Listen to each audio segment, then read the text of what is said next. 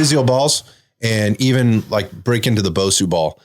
These were uber popular. Let's go back 10, 15 years. I mean, every gym had multiples for as long as they lasted. It was the foam roller of that generation. That era. I think that's a good way of looking at it, actually. I mean, we have a ton of them here that we use them for specific application. But when they first came out or first sort of being popularized, you were seeing all kinds of stuff, being done on Physio balls. And then the Bosu ball came out. And I'm not going to get into who invented these things and come out. I'm acutely aware of the people behind these pieces of equipment and how they made it to the space and whatever. So I don't want to talk about any of that. I just want to talk about, hey, where do they fit in? Where do they not fit in? So first thing I'll say about Physio balls is I think they have a ton of really great application, particularly for a beginner who's somebody who is just coming into the space, who is maybe working through a lot of body weight type movement, needs just more movement, mobility, and strength with their own body weight or manipulating their position in space. The ball can be an awesome place to do that. And so can the Bosu. Particularly when we start looking at things that are happening at the trunk, at the pelvis, the low spine, thoracic and cervical spine, things that we can do to support the body, but still apply enough pressure or load to get some progressive overload to then ultimately graduate into some of the more difficult movement patterns, or more complex movement patterns. So it might be more of a stability movement. Yeah, right? I think that's what people kind of think of when they think about Physio balls and Bosu balls. Yeah, it's starting to put together the pieces of, all right, now I'm creating this a little bit more unstable environment, but that's not why I use it. I use it to create a stability. It's not the ball I'm thinking about. It's how I can put the person or the client in a position to create stability, right? And the ball doesn't have anything to do with it outside of it. It's a modality to get them horizontal, but not completely horizontal to the floor. Some type of horizontal position or whatnot. Supine, have that slight stability. Supine, prone. Yes, and maybe create a little bit of feedback for somebody to come at it. What I still see are the fucking circus tricks that are still happening in the gym.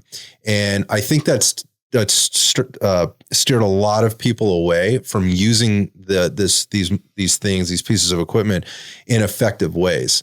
And I also think the knowledge of what you can actually do with the ball is now started to kind of go away. Like for a long time, people forgot how to lift fucking weights. Yeah. I was like, can we lift some weights here? It was all about we're doing calisthenics and push-ups onto the ball with all kinds of stuff. So I think we're starting to move its way back in. But beginners and even more advanced people, but specifically for the beginners, what's a good kind of starting application to get the benefits from using Bosu or Physio ball? The Bosu being like, people have seen this, looks like the ball cut in half or like in a quarter with a hard platform on the bottom. It can be stable. It can be flipped over and the hard plastic is up, or it can be flipped over and the bubble is up.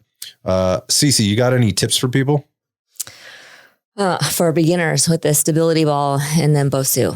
I think one of my general rules is,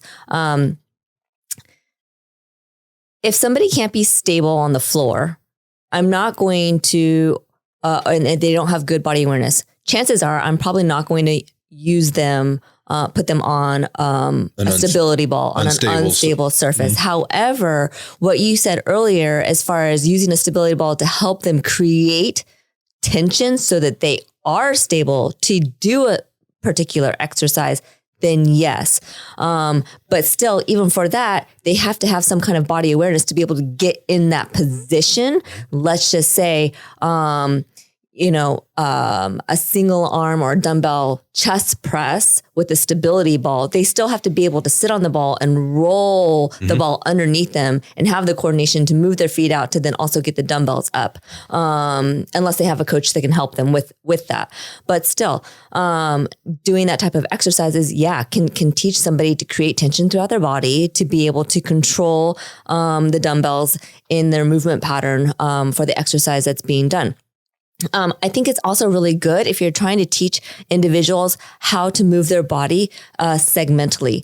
And when I say segmentally, the first example that comes to me is teaching somebody how to move their trunk separate from their hips. So let's just say doing a crunch and recruiting those abdominal muscles and instead of necessarily their hip flexors, right?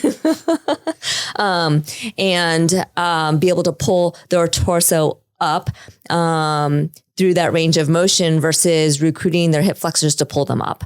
But then also to be able to control the motion down back to where their trunk is horizontal or even below parallel and a little bit of extension. Into extension to be able to, in a safe way.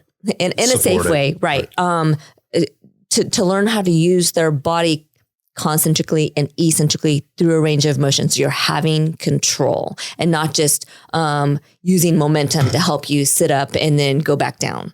Yep. I think, a lot of individuals have a really hard time separating their top half of their body from the lower half of their body. So, sometimes a physio ball is really good for that. I actually used a smaller physio ball with one of our clients the other day to do a cable rotation, a transverse cable rotation, because he kept pulling with his arms and he wasn't, there's a variety of different ways to do a cable rotation, but what I really wanted him to do was really think about using the top half of his body and stabilizing with his lower half. And what he was doing is he was pulling with his arms to give like a false rotation versus the rotation coming from the trunk. So what I basically had him do is I had him hold the physio ball and then I had him hold the handles of the cable and then rotate. So he's hugging the ball. He's hugging the ball. Effectively. Yeah. Gotcha. So they're good tools and good cues that way. But I really like what you did in terms of breaking it down and helping somebody to understand how to create tension to be stable.